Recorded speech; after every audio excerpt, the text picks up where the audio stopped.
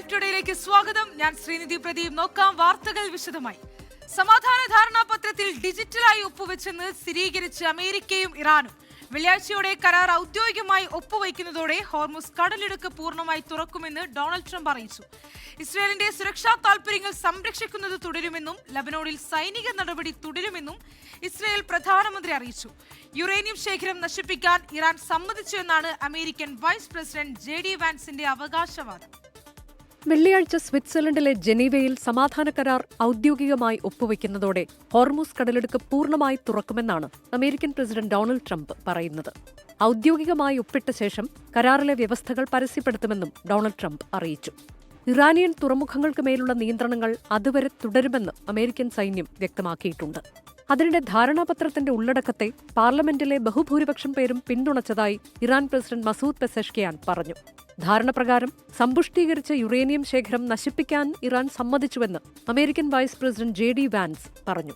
ആണവ പദ്ധതിയെ സംബന്ധിച്ച വ്യവസ്ഥകൾ പാലിച്ചാൽ ഇറാന് $30,000 കോടി പുനർനിർമ്മാണത്തിനായി ലഭിക്കുമെന്നും വാൻസ് അറിയിച്ചിട്ടുണ്ട്. അറബ് രാജ്യങ്ങളിൽ നിന്നാകും ഈ തുക സമാഹരിക്കുക. ഇസ്രയേൽ തങ്ങളുടെ സുരക്ഷാ താൽപര്യങ്ങൾ സംരക്ഷിക്കുന്നത് തുടരുമെന്ന് പ്രധാനമന്ത്രി വ്യക്തമാക്കിയിട്ടുണ്ട്. ഗസയിലും ലബനോണിലും സിറിയയിലും യമനിലും വെസ്റ്റ് ബാങ്കിലും ഇറാന്റെ ഭീകരകരങ്ങൾക്കെതിരായ പോരാട്ടം തുടരും.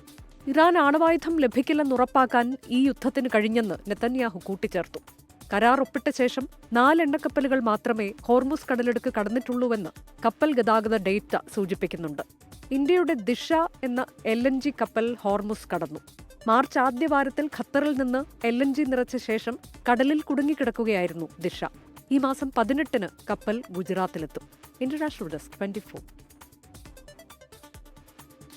പശ്ചിമേഷ്യൻ സംഘർഷ സമയത്ത് നൽകിയ പിന്തുണയ്ക്ക് അമേരിക്കൻ പ്രസിഡന്റ് ഡൊണാൾഡ് ട്രംപിനോട് നന്ദി പറഞ്ഞ് UAE president Sheikh Mohammed bin Zayed Al Nahyan. മേഖലയ്ക്കാകെ അമേരിക്കൻ ഇടപെടൽ ഗുണം ചെയ്തു. UAE തങ്ങളുടെ ശക്തരായ പങ്കാളിയാണെന്നായിരുന്നു ട്രംപിന്റെ മറുപടി. ഫ്രാൻസിൽ നടക്കുന്ന G7 ഉച്ചകോടി വേദിയിലായിരുന്നു ഡൊണാൾഡ് ട്രംപും UAE president Sheikh Mohammed bin Zayed Al നഹിയാനും കൂടിക്കാഴ്ച നടത്തിയത്. സമാധാന കരാറിന് പിന്നാലെ ഡൊണാൾഡ് ട്രംപിന്റെ ഇടപെടലുകളെ UAE നേരത്തെ പ്രശംസിച്ചിരുന്നു. യുദ്ധസമയത്ത് ട്രംപ് നൽകിയ പിന്തുണയ്ക്കും Sheikh Mohammed bin Zayed Al Nahyan നന്ദി പറഞ്ഞു. ഗൾഫ് മേഖലയ്ക്കൊന്നാകെ ആശ്വാസം പകരുന്നതായിരുന്നു ട്രംപിന്റെ ഇടപെടൽ. Well, it's really my pleasure, Mr. President, to be with you here. And I want to say that we are so grateful to have you here and as the President of the United States, and thank you for your support, your commitment to your friend, to your allies, and special thank for your support during the six-week war. It means a lot to us, and you show us who is the real ally. UAE തങ്ങളുടെ ശക്തരായ സഖ്യകക്ഷിയാണെന്നും താൻ അധികാരമേറ്റ ശേഷം ഇരു രാജ്യങ്ങൾക്കിടയിലെ ബന്ധം ശക്തമായെന്നും Trump പറഞ്ഞു. The relationship has been outstanding. He's a man of great respect. Everybody respects him and they respect your country. And it's an honor to be with you. And we just signed a deal with Iran. And this country was a very powerful ally. Hormuz കടലിടുക്ക് ഭാഗികമായി തുറന്നുവെന്നും എണ്ണവിലയിൽ ഉൾപ്പെടെ കാര്യമായ കുറവുണ്ടാകുമെന്നും Trump വ്യക്തമാക്കി. French പ്രസിഡന്റിന്റെ പ്രത്യേക ക്ഷണപ്രകാരമാണ് UAE president G7 ഉച്ചകോടിയിലെത്തിയത്. 24 Dubai. 29 പ്രമുഖ കമ്പനികളുടെ പുതിയ വാഹനങ്ങൾ ഇറക്കുമതി ചെയ്യുന്നതിന് സൗദി അറേബ്യ താൽക്കാലിക വിലക്കേർപ്പെടുത്തി. ഇന്ധനക്ഷമതയുമായി ബന്ധപ്പെട്ട സൗദി ഗവൺമെന്റിന്റെ അടുത്ത മാനദണ്ഡങ്ങൾ പാലിക്കുന്നതിൽ വീഴ്ച വരുത്തിയതിനെ തുടർന്നാണ് നടപടി. വോൾവോ ഉൾപ്പെടെയുള്ള പ്രമുഖ അന്താരാഷ്ട്ര ബ്രാൻഡുകൾ വിലക്ക് നേരിടുന്ന കമ്പനികളുടെ പട്ടികയിലുണ്ട്. സൗദി അറേബ്യയിലെ ഗുണനിലവാര നിയന്ത്രണ ഏജൻസിയായ സാസോയാണ് 29 വാഹന കമ്പനികൾക്കെതിരെ കർശന നടപടി സ്വീകരിച്ചത്. 2026 വർഷത്തേക്കുള്ള വാഹന വിതരണ പദ്ധതികൾ കൃത്യസമയത്ത് സമർപ്പിക്കാത്തതാണ് വിലക്കിന് കാരണം. രാജ്യത്തെ കാറുകളുടെ ഇന്ധനക്ഷമത ഉറപ്പാക്കുന്ന സൗദി കഫേ നിയമത്തിന്റെ അടിസ്ഥാനത്തിലാണ് ഈ തീരുമാനം. 3.5 ടണ്ണിൽ താഴെ ഭാരമുള്ള പുതിയ ചെറു കാറുകൾക്കും SUVകൾക്കുമാണ് ഈ താൽക്കാലിക വിലക്ക് ബാധകമാകുക. വോൾവോ, ലെക്സ്ഗീൻ motor, Hozon New Energy, Zhengzhou Nissan തുടങ്ങിയ ആഗോള ബ്രാൻഡുകളാണ് നിലവിൽ പ്രതിസന്ധിയിലായിരിക്കുന്നത്. വിലക്ക് നേരിടുന്ന കമ്പനികൾ ആവശ്യമായ എല്ലാ വിതരണ രേഖകളും ഇന്ധനക്ഷമതാ പ്ലാനുകളും എത്രയും വേഗം സമർപ്പിക്കണമെന്ന് അധികൃതർ ആവശ്യപ്പെട്ടു. ഈ രേഖകൾ പൂർണ്ണമായി സമർപ്പിച്ച് അനുമതി വാങ്ങുന്നതുവരെ വാഹനങ്ങൾ രാജ്യത്തേക്ക് പ്രവേശിപ്പിക്കില്ല. ഈ വർഷം അവസാനം വരെയാണ് കമ്പനികൾക്ക് രേഖകൾ സമർപ്പിക്കാൻ പരമാവധി സമയം അനുവദിച്ചിരിക്കുന്നത്. നിയമങ്ങൾ കർശനമായി പാലിക്കുന്ന വാഹനങ്ങൾക്ക് മാത്രമേ ഇനി സൗദി വിപണിയിൽ അനുമതി നൽകൂ എന്നാണ് അധികൃതരുടെ നിലപാട്. 24 ജിദ്ദ. ജിദ്ദയിൽ അക്ഷരം വായനാവേദി സംഘടിപ്പിച്ച അനുഭവ വിവരണം ശ്രദ്ധേയമായി. വായനയും എഴുത്തും സോഷ്യൽ മീഡിയയിലും സാമൂഹ്യ നന്മയ്ക്കായി ഉപയോഗപ്പെടുത്തണമെന്ന് ചടങ്ങിൽ സംസാരിച്ച പ്രമുഖർ അഭിപ്രായപ്പെട്ടു. വായന, എഴുത്ത്, സോഷ്യൽ മീഡിയ എന്ന തലക്കെട്ടിൽ സംഘടിപ്പിച്ച സംഗമത്തിൽ സാഹിത്യ സാംസ്കാരിക രംഗത്തെ പ്രമുഖർ പങ്കെടുത്തു. എഴുത്തുകാരനും മാധ്യമപ്രവർത്തകനുമായ മുസാഫിർ, റജിയ വീരാൻ, KT അബൂബക്കർ, സലാഹ് കാരാടൻ തുടങ്ങിയവർ അനുഭവങ്ങൾ പങ്കുവച്ചു. അബ്ദുള്ള പെരിങ്ങാടി വിഷയം അവതരിപ്പിച്ചു. ഇബ്രാഹിം ഷംനാട് അധ്യക്ഷത വഹിച്ച ചടങ്ങിൽ ശിഹാബ് കരുവാരക്കുണ്ട് സ്വാഗതവും M. അഷ്റഫ് നന്ദിയും പറഞ്ഞു. ജിദ്ദയിലെ തിരുവിതാംകൂർ സ്വദേശികളുടെ കൂട്ടായ്മയായ JTIയുടെ അർദ്ധവാർഷിക പൊതുയോഗവും കലാസന്ധ്യയും വർണ്ണാഭമായി നടന്നു. നന്മയ്ക്കായി കൈകോർക്കാം എന്ന ശീർഷകത്തിൽ സംഘടിപ്പിച്ച പരിപാടിയിൽ പ്രവാസി സമൂഹത്തിലെ നിരവധി പ്രമുഖർ പങ്കെടുത്തു. രക്ഷാധികാരി അലി തേക്കുതോട് സമ്മേളനം ഉദ്ഘാടനം ചെയ്തു. പ്രസിഡന്റ് നൌഷാദ് ജമാൽ പന്മന അധ്യക്ഷത വഹിച്ച ചടങ്ങിൽ ജനറൽ സെക്രട്ടറി അബ്ദുൾ റഷീദ് ഓയൂർ പ്രവർത്തന റിപ്പോർട്ട് അവതരിപ്പിച്ചു. JTI കൾച്ചറൽ വിങ്ങിന്റെ നേതൃത്വത്തിൽ കുട്ടികളുടെ നൃത്തങ്ങളും ഗാനമേളയും അരങ്ങേറി. ഹിജ്റ പുതുവർഷ പുലരിയിൽ വിശുദ്ധ കഅബ പുതിയ മൂടുപടമായ കിസ്വ അണിഞ്ഞു. മണിക്കൂറുകൾ നീണ്ട കിസ്വ മാറ്റൽ ചടങ്ങ് ഹജ്ജ് ഉംറ കാര്യമന്ത്രി ഡോക്ടർ തൗഫീഖ് അൽ റബിയുടെ സാന്നിധ്യത്തിലാണ് നടന്നത്. 47 കഷ്ണങ്ങളായാണ് പുതിയ കിസ്വ കഅബയെ ധരിപ്പിച്ചത്. ولا يملك الذين يدعون من دونه الشفاعة إلا من شهد بالحق وهم يعلمون. നൂറ്റാണ്ടുകളായി തുടരുന്ന പരിചരണത്തിന്റെയും ആദരവിന്റെയും കാഴ്ചയാണ് മക്കയിൽ വീണ്ടും ദൃശ്യമായത്. കഅബയെ പുതുപ്പിക്കാനുള്ള വിശുദ്ധ വസ്ത്രം പ്രത്യേകമായി തയ്യാറാക്കിയ വാഹനത്തിലാണ് കിങ് അബ്ദുൽ അസീസ് കിസ്വ നിർമ്മാണ ഫാക്ടറിയിൽ നിന്നും ഹറം പള്ളിയിൽ എത്തിച്ചത്. സൗദി ഹജ്ജ് ഉംറ കാര്യമന്ത്രി ഡോക്ടർ തൗഫീഖ് അൽ റബിയ വാഹനത്തെ അകമ്പടി സേവിച്ചു. മണിക്കൂറുകൾ നീണ്ട അതീവ ജാഗ്രതയും ശ്രദ്ധയും നിറഞ്ഞ ചടങ്ങിലൂടെ കിസ്വയുടെ ഓരോ കഷ്ണവും കഅബയുടെ മുകളിലേക്ക് ഉയർത്തി. 47 കഷ്ണങ്ങളായി വേർതിരിച്ചാണ് ഈ പുതിയ പുതപ്പ് കഅബയുടെ 4 വശങ്ങളിലും അണിഞ്ഞത്. 150ഓളം വരുന്ന സ്വദേശികളായ വിദഗ്ധർ നീണ്ട 11 മാസം കൊണ്ട് തയ്യാറാക്കിയതാണ് ഈ പുതിയ കിസ്വ. 24 ക്യാരറ്റ് സ്വർണം പൂശിയ വെള്ളിനൂലുകൾ ഉപയോഗിച്ച് ഖുർആനിലെ 30 സൂക്തങ്ങൾ അതീവ ഭംഗിയോടെ തുന്നിച്ചേർത്തതാണ് ഈ പുണ്യവസ്ത്രം. 1410 കിലോഗ്രാം ഭാരം പുതിയ കിസ്വക്കുണ്ട്. ഹറം പള്ളിയോടുള്ള സൗദിയുടെ ആദരവ് പ്രഖ്യാപിക്കുന്ന ഈ ശുഭമുഹൂർത്തത്തിന് ലോകമെമ്പാടുമുള്ള ലക്ഷക്കണക്കിന് വിശ്വാസികൾ സാക്ഷിയായി. ജലീൽ കണമകലം, 24 ജിദ്ദ. മോഹിനിയാട്ടം നർത്തകി കലാശ്രീ ഡോക്ടർ സുനന്ദ നായർക്ക് കേന്ദ്ര സംഗീത നാടക അക്കാദമി പുരസ്കാരം. 1 ലക്ഷം രൂപയും ഷാളും പ്രശസ്തി പത്രവും ഫലകവും അടങ്ങുന്നതാണ് അവാർഡ്. മോഹിനിയാട്ടത്തിന് നൽകിയ സമഗ്ര സംഭാവനകൾ മുൻനിർത്തിയാണ് പുരസ്കാരം. ലോക പ്രശസ്ത നർത്തകി പത്മഭൂഷൺ ഡോക്ടർ കനക് റലിയുടെ ശിഷ്യയാണ്. മുംബൈ നളന്ദ നൃത്തകലാ മഹാവിദ്യാലയത്തിലെ പൂർവ്വ വിദ്യാർത്ഥിയാണ് ഡോക്ടർ സുനന്ദ.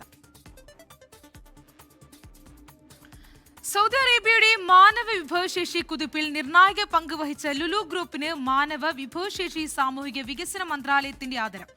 റിയാദിൽ നടന്ന സാമൂഹിക സുരക്ഷാ ഗുണഭോക്താക്കളുടെ ശാക്തീകരണ ഫോറത്തിന്റെ സമാപന ചടങ്ങിലാണ് ലുലു ഹൈപ്പർ മാർക്കറ്റിനെ പ്രധാന വിജയശില്പിയായി മന്ത്രാലയം ആദരിച്ചത്.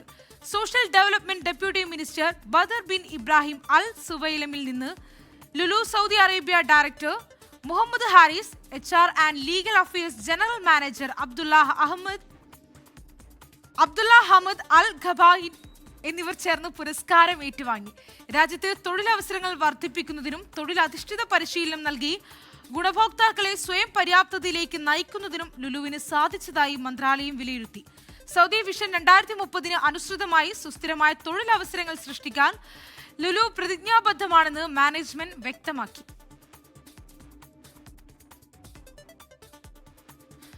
കഴിഞ്ഞ വർഷം UAE സിനിമാ മേഖലയിൽ 73.4 കോടി ദിർഹത്തിന്റെ വരുമാനമുണ്ടായതായി കണക്കുകൾ. നാഷണൽ മീഡിയ അതോറിറ്റിയാണ് കണക്കുകൾ പുറത്തുവിട്ടത്. 1270 സിനിമകളാണ് ആകെ പ്രദർശിപ്പിച്ചത്. 1.48 കോടിയിലധികം ടിക്കറ്റുകൾ വിറ്റഴിക്കാനായി. ഡിജിറ്റൽ ഇലക്ട്രോണിക് ഗെയിം സ്റ്റോറുകളുടെ വരുമാനം 2.7 ബില്യൺ ദിർഹമായി ഉയർന്നുവെന്നും കണക്കുകൾ. സിനിമാ മേഖലയിൽ റെക്കോർഡ് നേട്ടം കരസ്ഥമാക്കാനായതാണ് UAEയുടെ വിലയിരുത്തൽ. ദുബായിൽ ഹൃദയാഘാതത്തെ തുടർന്ന് മലയാളി മരിച്ചു. കോഴിക്കോട് ഫറൂഖ് കോടമ്പുഴ സ്വദേശി അബ്ദുൽ സലമാണ് മരിച്ചത്. 54 വയസ്സായിരുന്നു. ദുബായിൽ സൂപ്പർ മാർക്കറ്റ് ജീവനക്കാരനായിരുന്നു. മൃതദേഹം നാട്ടിലേക്ക് കൊണ്ടുപോയി. വ്യാജ ഇൻഷുറൻസ് പോളിസികൾക്കെതിരെ മുന്നറിയിപ്പുമായി ദുബായ് പോലീസ്. സോഷ്യൽ മീഡിയ പരസ്യങ്ങളിൽ വഞ്ചിതരാകരുതെന്നാണ് മുന്നറിയിപ്പ്. തീരെ കുറഞ്ഞ വിലയ്ക്ക് ലഭിക്കുന്ന പോളിസികൾ എടുക്കരുതെന്നും മുന്നറിയിപ്പുണ്ട്. ഇൻഷുറൻസ് തട്ടിപ്പുകൾക്കെതിരെ ജാഗ്രത കാട്ടാനും സോഷ്യൽ മീഡിയയിലെ ഓഫറുകൾ കൈകാര്യം ചെയ്യുമ്പോൾ സൂക്ഷ്മത പുലർത്താനും ആവശ്യപ്പെടുകയാണ് ദുബായ് പോലീസ്. ഇരകളെ ആകർഷിക്കാനുള്ള വ്യാജ പ്രൊമോഷനുകളും അസാധാരണമാംവിധം കുറഞ്ഞ തുകയും ഉപയോഗിച്ച ഡിജിറ്റൽ പ്ലാറ്റ്ഫോമുകൾ കൈയടക്കുകയാണ് തട്ടിപ്പുകാർ. ഓൺലൈൻ തട്ടിപ്പുകളിൽ നിന്ന് പൊതുജനങ്ങളെ സംരക്ഷിക്കുക എന്ന ലക്ഷ്യത്തോടെ നടക്കുന്ന ബിവെയർ ഓഫ് ഫ്രോഡ് എന്ന ബോധവൽക്കരണ ക്യാമ്പയിൻ്റെ ഭാഗമായാണ് ജനറൽ ഡിപ്പാർട്ട്മെന്റ് ഓഫ് ക്രിമിനൽ ഇൻവെസ്റ്റിഗേഷന് കീഴിലുള്ള ആന്റി ഫ്രോഡ് സെന്റർ ഈ മുന്നറിയിപ്പ് നൽകിയിരിക്കുന്നത്. വാഹന ആരോഗ്യ ഇൻഷുറൻസ് പോളിസികൾ വിപണി നിരക്കിനേക്കാൾ വളരെ കുറഞ്ഞ വിലയ്ക്ക് അവതരിപ്പിക്കുന്ന തെറ്റിദ്ധരിപ്പിക്കുന്ന പരസ്യങ്ങൾ തട്ടിപ്പുകാർ പ്രസിദ്ധീകരിക്കുന്നുണ്ടെന്നും അധികൃതർ പറഞ്ഞു. മതിയായ രേഖകൾ പരിശോധിക്കാതെ നേരിട്ട് പേയ്മെന്റുകൾ കൈമാറാൻ ഇരകളെ പലപ്പോഴും ഇവർ പ്രോത്സാഹിപ്പിക്കാറുണ്ട്. ലൈസൻസ് ഉള്ള ഇൻഷുറൻസ് ദാതാക്കൾ കർശനമായ നിയന്ത്രണ മേൽനോട്ടത്തിലാണ് പ്രവർത്തിക്കുന്നതെന്നും ഉപഭോക്താക്കളുടെ അവകാശങ്ങൾ സംരക്ഷിക്കുന്നതിനും പോളിസി ആധികാരികത ഉറപ്പാക്കുന്നതിനുമായി ഇവരിൽ നിന്ന് പോളിസി എടുക്കണമെന്നും പോലീസ് പറയുന്നു. ദുബായ് പോലീസിന്റെ ഇ-ക്രൈം പ്ലാറ്റ്ഫോം വഴിയോ 901 എന്ന നമ്പറിൽ വിളിച്ചോ സംശയാസ്പദമായ തട്ടിപ്പ് ശ്രമങ്ങൾ ഉടൻ റിപ്പോർട്ട് ചെയ്യാമെന്നും പോലീസ് അറിയിച്ചു. 24 ദുബായ്. സൗദി അറേബ്യയിൽ ഗാർഹിക തൊഴിലാളികളുടെ ഇഖാമ ഇനി മുതൽ 3 മാസം കൂടുമ്പോഴും പുതുക്കാം. കിരീടാവകാശിയും പ്രധാനമന്ത്രിയുമായ മുഹമ്മദ് ബിൻ സൽമാൻ രാജകുമാരന്റെ അധ്യക്ഷതയിൽ ജിദ്ദയിൽ ചേർന്ന മന്ത്രിസഭാ യോഗത്തിലാണ് ഈ സുപ്രധാന തീരുമാനമുണ്ടായത്. ഹൗസ് ഡ്രൈവർമാർ, വീട്ടുജോലിക്കാർ ഉൾപ്പെടെയുള്ള ഗാർഹിക തൊഴിലാളികളുടെ ഇഖാമകൾ 3 മാസം കൂടുമ്പോൾ ഇഷ്യൂ ചെയ്യാനും പുതുക്കാനും യോഗം അനുമതി നൽകി. ഇഖാമ പുതുക്കുന്നതിനായി വലിയ തുക ഒന്നിച്ച് അടയ്ക്കേണ്ടി വരുന്ന സ്പോൺസർമാരുടെയും പ്രവാസികളുടെയും സാമ്പത്തിക ഭാരം ലഘൂകരിക്കാൻ പുതിയ തീരുമാനം സഹായിക്കും. മലയാളികൾ ഉൾപ്പെടെയുള്ള ലക്ഷക്കണക്കിന് പ്രവാസി തൊഴിലാളികൾക്ക് വലിയ ആശ്വാസം നൽകുന്നതാണ് സൗദി മന്ത്രിസഭയുടെ ഈ പുതിയ നടപടി. തിരികെ വാർത്തകളിലേക്ക്. വടകര കാഫിർ സ്ക്രീൻഷോട്ട് കേസുമായി ബന്ധപ്പെട്ട് അറസ്റ്റ്. ഡിവൈഎഫ്ഐ വടകര ബ്ലോക്ക് അംഗം ജിതിൻ ഭാസ്കറിനെ അറസ്റ്റ് ചെയ്ത് SIT ചോദ്യം ചെയ്യാൻ വീണ്ടും വിളിച്ചു വരുത്തിയ ശേഷമാണ് അറസ്റ്റ് രേഖപ്പെടുത്തിയത്. വീണ്ടും ചോദ്യം ചെയ്യാൻ വിളിച്ചുവരുത്തിയതിനു ശേഷമാണ് ഡിവൈഎഫ്ഐ വടകര ബ്ലോക്ക് കമ്മിറ്റി അംഗം ജിതിൻ ഭാസ്കറിനെ SIT അറസ്റ്റ് ചെയ്തത്. ഇതോടെ കോളിളക്കം സൃഷ്ടിച്ച കേസിൽ ആദ്യ അറസ്റ്റ്. ജിതിൻ ഭാസ്കർ ഉൾപ്പെടെയുള്ളവരെ ചോദ്യം ചെയ്തതിലൂടെ വ്യാജ സ്ക്രീൻഷോട്ടിന്റെ ഉറവിടം സംബന്ധിച്ച് അന്വേഷണ സംഘത്തിന് നിർണായക വിവരങ്ങൾ ലഭിച്ചിട്ടുണ്ട്. സ്ക്രീൻഷോട്ട് വടകര സ്ക്വാഡ്, കടത്തനാട് സഖാക്കൾ, ബാവുപ്പാറ സഖാക്കൾ തുടങ്ങിയ വാട്സ്ആപ്പ്, ഫേസ്ബുക്ക് ഗ്രൂപ്പുകളിൽ നിന്നാണ് പ്രചരിച്ചതെന്ന് കണ്ടെത്തി. ജിതിൻ ഭാസ്കറാണ് വടകര സ്ക്വാഡ് എന്ന വാട്സ്ആപ്പ് ഗ്രൂപ്പിൽ സ്ക്രീൻഷോട്ട് ആദ്യമിട്ടത് എന്ന് പ്രത്യേക അന്വേഷണ സംഘം കണ്ടെത്തിയിരുന്നു. നീതി പുലരുന്നെന്ന് പാറയ്ക്കൽ അബ്ദുള്ള MLA 24നോട് പറഞ്ഞു. നീതി പുലരുന്നു. വലിയ സന്തോഷത്തിലാണുള്ളത്. 2.5 വർഷക്കാലത്തെ ഞങ്ങളുടെ കഠിന പ്രയത്നം നീതിക്ക് വേണ്ടിയുള്ള നെട്ടോട്ടായിരുന്നു. കാരണം ഒരു നാട്ടില് തെരഞ്ഞെടുപ്പ് വരുമ്പോൾ ജനങ്ങളെ ഭിന്നിപ്പിച്ച് ഒരു ധ്രുവീകരണം ഉണ്ടാക്കി വർഗീയമായ ചേരുണ്ടാക്കി ആദ്യത്തെ തിരിച്ചടി. എത്ര കാലമായി ജനങ്ങളെ ഇങ്ങനെ തമ്മിലടിപ്പിക്കാൻ. ഇപ്പോൾ പിടിയിലായത് ചെറിയ പരൽമീനെന്നും കൂടുതൽ ഉന്നതർ വലയിലാകുമെന്നും Kozhikode DCC president K Praveenkumar. CPMലെ ഉന്നത നേതാക്കളുടെ അറിവോടെ നടന്ന ഗൂഢാലോചനയുടെ ബൈ പ്രൊഡക്റ്റാണ് ഈ കാഫി സ്ക്രീൻഷോട്ട് കാരണം. ഏതായാലും വമ്പൻ സ്രാവുകളുണ്ട്. അവരിലേക്കും അന്വേഷണം എത്തും എന്ന് തന്നെയാണ് ഞങ്ങളുടെ പ്രതീക്ഷ. കാഫിർ സ്ക്രീൻഷോട്ട് കേസിൽ ഉറവിടം കണ്ടെത്താൻ ശ്രമം തുടരുന്നെന്ന് SIT മേധാവി റൂറൽ SP T ഫറാഷ്. ആര് നിർമ്മിച്ചു എന്നതിലേക്കല്ല നിലവിലെത്തിയിട്ടുള്ളത്. നമ്മൾ പ്രചരണത്തിലാണ്. പ്രചരണത്തിലും അതുപോലെ അതിന്റെ മറ്റു കാര്യങ്ങളിലൊക്കെ പങ്കുവഹിച്ച ആളെയാണ് നമ്മൾ അറസ്റ്റ് ചെയ്തിരിക്കുന്നത്. നിർമ്മിച്ച ആളിലേക്ക് എത്താനുള്ള ഭാഗമായിട്ടാണ് നമ്മൾ അറസ്റ്റ് ചെയ്തത്. കേസിൽ 9 പേരുടെ മൊഴി SIT രേഖപ്പെടുത്തി. ഇതിൽ DYFI Vadakara block committee president Ribesh Ramakrishnan അടക്കം 3 പേർ മുൻപും ചോദ്യം ചെയ്യലിന് വിധേയരായവരാണ്. 24 കോഴിക്കോട്. ഇൻഡിഗോ വിമാനത്തിനുള്ളിൽ പ്രതിഷേധിച്ച യൂത്ത് കോൺഗ്രസ് പ്രവർത്തകരെ മർദ്ദിച്ചെന്ന കേസിൽ CPM കേന്ദ്ര കമ്മിറ്റി അംഗം EP ജയരാജന് തിരിച്ചടി. കേസ് അവസാനിപ്പിച്ച പോലീസ് റിപ്പോർട്ട് കോടതി തള്ളി. തുടരന്വേഷണത്തിന് ഉത്തരവിട്ട് Thiruvananthapuram judicial first class magistrate കോടതി. നീതി ലഭിച്ചെന്നും കോടതി ഉത്തരവ് സ്വാഗതാർഹമെന്നും യൂത്ത് കോൺഗ്രസ് നേതാവ് ഫർസീൻ മജീദ് പ്രതികരിച്ചു. മുൻ മുഖ്യമന്ത്രിയെ ആക്രമിച്ചവരെ പ്രതിരോധിക്കുക മാത്രമാണ് ചെയ്തതെന്നും കോടതിയിൽ കാര്യങ്ങൾ വിശദീകരിക്കുമെന്നും EP ജയരാജൻ പറഞ്ഞു. 2022 ജൂൺ 13-നാണ് കേസിനാസ്പദമായ സംഭവം. കണ്ണൂരിൽ നിന്ന് തിരുവനന്തപുരത്തിറങ്ങിയ ഇൻഡിഗോ വിമാനത്തിനുള്ളിൽ യൂത്ത് കോൺഗ്രസ് പ്രവർത്തകരായ ഫർസീൻ മജീദ്, RK നവീൻകുമാർ എന്നിവർ അന്നത്തെ മുഖ്യമന്ത്രി പിണറായി വിജയനെതിരെ പ്രതിഷേധിച്ചു. പിണറായി വിജയനൊപ്പം വിമാനത്തിലുണ്ടായിരുന്ന EP ജയരാജൻ തങ്ങളെ ആക്രമിച്ചെന്ന ഫർസീൻ മജീദിന്റെ പരാതിയിൽ വലിയതുറ പോലീസ് കേസെടുത്തിരുന്നു. അന്വേഷണം നടത്തിയ പോലീസ് മതിയായ തെളിവില്ലെന്ന് പറഞ്ഞ് കേസ് അവസാനിപ്പിച്ച് കോടതിയിൽ റിപ്പോർട്ട് നൽകി. ഇതിനെതിരെ ഫർസീൻ മജീദ് കോടതിയെ സമീപിച്ചിരുന്നു. പിന്നാലെയാണ് CCTV ദൃശ്യങ്ങൾ ഉൾപ്പെടെ പരിശോധിച്ച് വിശദമായ തുടരന്വേഷണം നടത്തി റിപ്പോർട്ട് സമർപ്പിക്കാൻ തിരുവനന്തപുരം ജുഡീഷ്യൽ മജിസ്ട്രേറ്റ് കോടതി ഉത്തരവിട്ടത്. കോടതിക്ക് സത്യം ബോധ്യപ്പെട്ടെന്ന് ഫർസീൻ മജീദ്. ഞങ്ങൾ അക്രമത്തിനിരയായി ഞങ്ങളെ ആക്രമിച്ചവർക്കെതിരെ നടപടിയെടുത്തില്ല എന്ന് പറഞ്ഞതും ഞങ്ങൾ പറഞ്ഞതാണ് സത്യസന്ധമെന്നുള്ളത് ബഹുമാനപ്പെട്ട കോടതിക്ക് ബോധ്യപ്പെടുത്തതിന്റെ അടിസ്ഥാനത്തിലാണ് ഇന്നിങ്ങനെ വളരെ പ്രസക്തമായ ഒരു വിധി വന്നിരിക്കുന്നത്. നീതിന്യായ വ്യവസ്ഥയുടെ ഈ ഒരു വിധിയെ വളരെ ബഹുമാനത്തോടു കൂടി സ്വീകരിക്കുകയാണ്. പിണറായി വിജയനെ ആക്രമിക്കാൻ ഭീകരന്മാരുടെ രൂപത്തിലെത്തിയപ്പോൾ തടയുക മാത്രമാണ് ചെയ്തതെന്ന് EP ജയരാജൻ. ഒരു സംസ്ഥാന മുഖ്യമന്ത്രിയെ ആക്രമിക്കാൻ ഭീകരന്മാരുടെ രൂപത്തിൽ വിമാനത്തിൽ കയറി വിമാനത്തിനകത്ത് ആക്രമണത്തിന് വേണ്ടി തയ്യാറെടുക്കുമ്പോൾ സ്വാഭാവികമായും ആ ആക്രമണത്തെ പ്രതിരോധിക്കാൻ സമാധാനം ആഗ്രഹിക്കുന്ന ഏതൊരാൾക്കും ചുമതലയുണ്ട്. കോടതി ഇപ്പോഴെന്താണ് പറഞ്ഞത് എന്നുള്ളത് അതിന്റെ വിശദാംശം നോക്കിയാൽ മാത്രമേ എനിക്ക് പറയാൻ സാധിക്കൂ. മുൻ മുഖ്യമന്ത്രി പിണറായി വിജയന്റെ ഗൺമാനായിരുന്ന അനിൽകുമാറും കേസിൽ പ്രതിയാണ്. അതേസമയം മുൻ മുഖ്യമന്ത്രിയെ വിമാനത്തിൽ ആക്രമിക്കാൻ ശ്രമിച്ചുവെന്ന യൂത്ത് കോൺഗ്രസ് പ്രവർത്തകർക്കെതിരായ കേസിൽ വ്യോമയാന വകുപ്പ് ഒഴിവാക്കി കുറ്റപത്രം സമർപ്പിച്ചിരുന്നു. 24 തിരുവനന്തപുരം. വിമർശനങ്ങൾ ഉയർന്നിട്ടും തളിപ്പറമ്പിൽ PK ശ്യാമളയെ തന്നെ മത്സരിപ്പിച്ചതിൽ സംസ്ഥാന സെക്രട്ടറി MV ഗോവിന്ദനെ പരോക്ഷമായി വിമർശിച്ച് CPM general secretary MA Baby. നേതാവുമായി ബന്ധപ്പെട്ടയാളെ സ്ഥാനാർത്ഥിയാക്കുന്നത് പാർട്ടിയെ കടന്നാക്രമിക്കാൻ അവസരം നൽകുമെന്ന് തോന്നിയാൽ അത് ഒഴിവാക്കാനുള്ള ഔചിത്യം ബന്ധപ്പെട്ട നേതാവ് തന്നെ കാണിക്കണമെന്നാണ് MA ബേബിയുടെ പ്രതികരണം. തളിപ്പറമ്പിലെ സ്ഥാനാർത്ഥി നിർണയം പാളിയെന്ന് കണ്ണൂർ ജില്ലാ നേതൃത്വവും സംസ്ഥാന നേതൃത്വവും സ്വയംവിമർശനപരമായി വിലയിരുത്തുമ്പോഴും ആരാണ് ആ പേര് നിർദ്ദേശിച്ചതെന്നാണ് CPMലെ ചർച്ച. കണ്ണൂർ ജില്ലാ കമ്മിറ്റിയിൽ സെക്രട്ടറിക്ക് നേരെ ഉയർന്ന ചോദ്യത്തിന് കൂടിയാണ് ജനറൽ സെക്രട്ടറി MA ബേബി പരോക്ഷമായി ഉത്തരം നൽകുന്നത്. നമ്മുടെ പാർട്ടിയിലുള്ള ഏതൊരാളും പാർട്ടിയിൽ തന്നെയുള്ളവരുടെ മകളാകാം, മകനാകാം, സഹോദരനാകാം, സഹോദരിയാകാം, ഭാര്യയാകാം, ഭർത്താവാകാം. അപ്പൊ അതുകൊണ്ട് ചിലര് അവരുടെ അർഹത കൊണ്ട് സ്ഥാനാർത്ഥിയാകുമ്പോൾ അവരുടെ ബന്ധുത്വം പറഞ്ഞ് ബൂർഷ്വാ മാധ്യമങ്ങൾ കടന്നാക്രമിക്കും. അതിന്റെ പിന്നാലെ നമ്മൾ പോകാൻ പാടില്ല. തളിപ്പറമ്പിൽ ഭാര്യ PK ശ്യാമളയെ സ്ഥാനാർത്ഥിയാക്കിയതിൽ സംസ്ഥാന സെക്രട്ടറി MV ഗോവിന്ദനും പങ്കുണ്ടെന്ന് പറയുന്നതാണ് MA ബേബിയുടെ ഈ പ്രതികരണം. സ്ഥാനാർത്ഥി നിർണയത്തിൽ വീഴ്ച പറ്റിയെന്ന് പാർട്ടി വിലയിരുത്തിയതായും MA ബേബി സ്ഥിരീകരിക്കുന്നു. ഇതുമായി ബന്ധപ്പെട്ട് കണ്ണൂരിൽ ഉണ്ടായ ഒരു സ്ഥാനാർത്ഥി നിർണയം സംബന്ധിച്ച് ശ്രദ്ധ ഉണ്ടായില്ല എന്നുള്ള സ്വയംവിമർശനം കണ്ണൂർ ജില്ലാ കമ്മിറ്റി പാർട്ടിയിൽ നടത്തിയിട്ടുണ്ട്. അത് സംസ്ഥാന കമ്മിറ്റി അംഗീകരിക്കുകയും ചെയ്തിട്ടുണ്ട്. തളിപ്പറമ്പിലെ ഭാര്യയുടെ സ്ഥാനാർത്ഥിത്വം തടയാതിരുന്നത് ആണധികാര പ്രയോഗമായി പോകും എന്നതുകൊണ്ടായിരുന്നുവെന്നാണ് MV ഗോവിന്ദൻ പാർട്ടിക്കകത്തും പുറത്തും നടത്തിയ ന്യായീകരണം. എന്നാൽ MA ബേബിയുടെ പ്രതികരണത്തോടെ ഈ ന്യായീകരണം തിരുത്തപ്പെടുകയാണ്. 24 തിരുവനന്തപുരം. വാർത്തകളിലേക്ക്. പ്രിയദർശിനി സൗജന്യ യാത്രയുടെ ആദ്യ ദിവസം ഓർഡിനറി ബസ്സുകളിൽ വനിതാ യാത്രക്കാരുടെ വൻ വർധനവ്. 6 ലക്ഷം യാത്രക്കാരുടെ വർധനവാണ് ഉണ്ടായത്. ഭീമമായ നഷ്ടമാണ് ഉണ്ടായെന്ന് ചൂണ്ടിക്കാട്ടി സമരത്തിനൊരുങ്ങുകയാണ് സ്വകാര്യ ബസ് ഉടമകൾ. സൗജന്യ യാത്രാ ഉദ്ഘാടന ചടങ്ങിലേക്ക് ക്ഷണിച്ചില്ലെന്ന് കാട്ടി Kannur mayor advocate P Indira മുഖ്യമന്ത്രിക്ക് പരാതിയും നൽകി.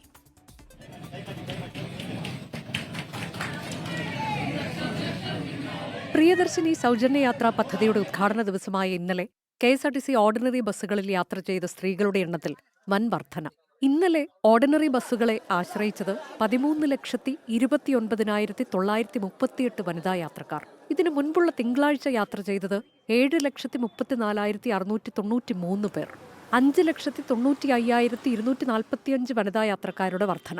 ഇന്നലെ സീറോ ടിക്കറ്റിൽ യാത്ര ചെയ്തത് 7,83,115 വനിതാ യാത്രക്കാരാണ്. സീറോ ടിക്കറ്റ് ഇനത്തിൽ ചെലവായത് 1,59,56,801 രൂപ. 4,68,126 പുരുഷയാത്രക്കാരുടെ കുറവുമുണ്ടായി. മുഴുവൻ ബസ്സുകളിലും സൗജന്യയാത്ര എന്ന പ്രഖ്യാപനം നടപ്പിലാക്കണമെന്ന് PK ശ്രീമതി. ഇനി KSRTC ബസ്സിലെ സൗജന്യയാത്ര കൈപ്പറ്റുന്നവരുടെ കാര്യം. സഹോദരിമാരാണല്ലോ, കുട്ടികളും പെൺകുട്ടികളും എല്ലാവരും. നല്ലത്.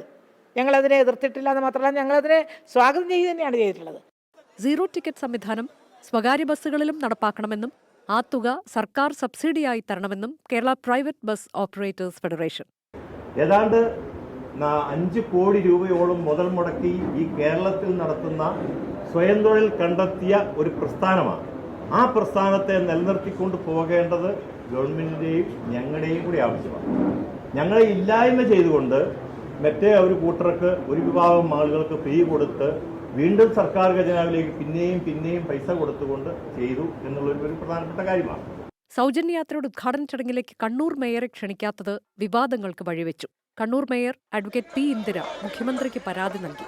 വനിതയായിട്ടും ഉദ്ഘാടനത്തിന് ക്ഷണിച്ചില്ലെന്നും കോർപ്പറേഷനെ തഴഞ്ഞെന്നുമാണ് പരാതി. വിവിധ ബ്യൂറോകൾക്കൊപ്പം 24 തിരുവനന്തപുരം. തിരഞ്ഞെടുക്കപ്പെട്ട പ്രതിനിധികൾക്ക് മാത്രമല്ല, അവരെ തിരഞ്ഞെടുത്ത ജനങ്ങൾക്കും നിയമസഭയിൽ പങ്കാളിത്തം നൽകുന്ന രീതിയിൽ ചരിത്രപരമായ തീരുമാനങ്ങൾ എടുക്കുമെന്ന് സ്പീക്കർ തിരുവഞ്ചൂർ രാധാകൃഷ്ണൻ. ചില വിദേശ ജനപ്രതിനിധി സഭകളിൽ ഉള്ളതുപോലെ പൊതുജനത്തിനും ചോദ്യം ചോദിക്കാൻ അവസരം നൽകണം. ഇതുമായി ബന്ധപ്പെട്ട് വിദഗ്ധരുമായി ആലോചിച്ച് നടപടികൾ സ്വീകരിക്കും. Thiruvananthapuram press club institute of ജേർണലിസത്തിൽ സൗണ്ട് പാർക്ക് അക്കാദമിയുടെ സഹകരണത്തോടെ ആരംഭിച്ച വോയിസ് ആക്ടിംഗ് കോഴ്സിന്റെയും സ്റ്റുഡിയോ കോംപ്ലക്സിന്റെയും ഉദ്ഘാടനം നിർവഹിക്കുകയായിരുന്നു സ്പീക്കർ.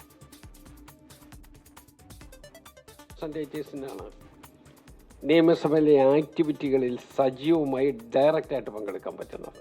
നമ്മളെ എലക്ട് ചെയ്ത ജനങ്ങളല്ലേ നമ്പർ 1. ആ ജനങ്ങൾക്ക് അവരുടെ ജനപ്രതിനിധി സഭയിൽ ഒരു ചോദ്യം ചോദിക്കണം എങ്കിൽ എന്താ മാർഗം എന്നോട് സംശയം ഉന്നയിച്ചിട്ടുള്ള ചില ആളുകളുമുണ്ട്. ചില ഉദാഹരണങ്ങളും അവർ പറയുന്നുണ്ട്. പരിക്കേറ്റ് വിശ്രമത്തിലായിരുന്ന ബ്രസീലിയൻ സൂപ്പർ താരം നെയ്മർ പരിശീലനത്തിനിറങ്ങി. ഹെയ്ത്തിക്കെതിരായ മത്സരത്തിന് മുന്നോടിയായി ഫിറ്റ്നസ് ട്രെയിനിങ്ങിനാണ് നെയ്മർ എത്തിയത്. മൊറോക്കോയ്ക്കെതിരായ ആദ്യ മത്സരത്തിൽ താരം കളിച്ചിരുന്നില്ല. അടുത്ത മത്സരത്തിൽ ടീമിൽ കാര്യമായ മാറ്റങ്ങൾ ഉണ്ടാകുമെന്ന് പരിശീലകൻ കാർലോ ആഞ്ചലോട്ടി അറിയിച്ചിരുന്നു.